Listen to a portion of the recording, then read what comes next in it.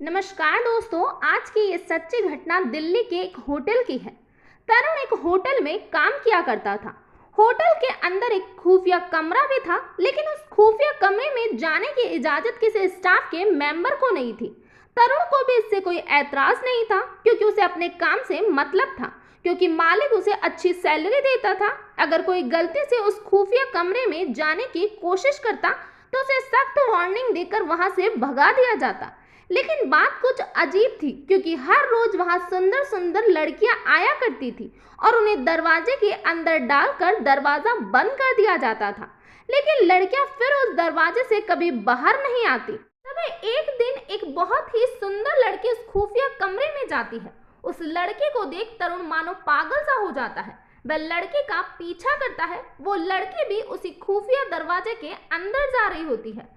तरुण उस लड़की को आवाज देता है, अरे सुनो, लेकिन शायद उस लड़की को ये पसंद नहीं आया और वह दौड़कर उस खुफिया कमरे में चली जाती है। अब तरुण उस सुंदर लड़की का इंतजार करने लगता है।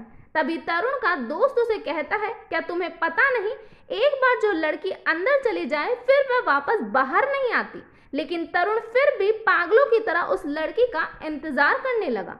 सुबह शाम वह खुफिया दरवाजे की तरफ देखता है कि काश वह लड़की आ जाए। उसे लगने लगा शायद उस खुफिया दरवाजे के अंदर कोई पिछला दरवाजा है। जो लड़कियां आती है वो पीछे के दरवाजे से निकल जाती है। अब तरुण को पता लगाना था कि आखिर उस दरवाजे के अंदर क्या होता है।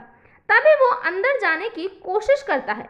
3-4 दिन वो कमरे के बाहर तक तो चला जाता है, लेकिन अंदर नहीं जा सकता। लेकिन तरुण ने हिम्मत नहीं हारी। वो 5वें दिन फिर से कोशिश करता है। आखिरकार इतनी मेहनत के बाद वह उस कमरे तक पहुंच ही जाता है। लेकिन जब वह उस कमरे में जाता है तो उसे कोई नजर नहीं आता। तरुण सोच में पड़ जाता है कि अभी अभी यहाँ इतनी सुंदर लड़कियां आई थी, लेकिन ये कमरा तो एकदम खाली पड़ा है। तरुण अपनी नजरों को इधर उधर घुमाता है और आखिरकार उसे खुफिया कमरे में एक और दरवाजा नजर आता है। जब तरुण उस कमरे के अंदर झांक कर देखता है तो अंदर और भी कई कमरे होते हैं। जब वह थोड़ा अंदर जाता है और एक कमरे में देखता है तो जो देखता है वह देखकर उसके पैरों तले जमीन खिसक जाती है। वह उस खूबसूरत लड़की को किसी आदमी के साथ आपत्तिजनक हालत में देखता है।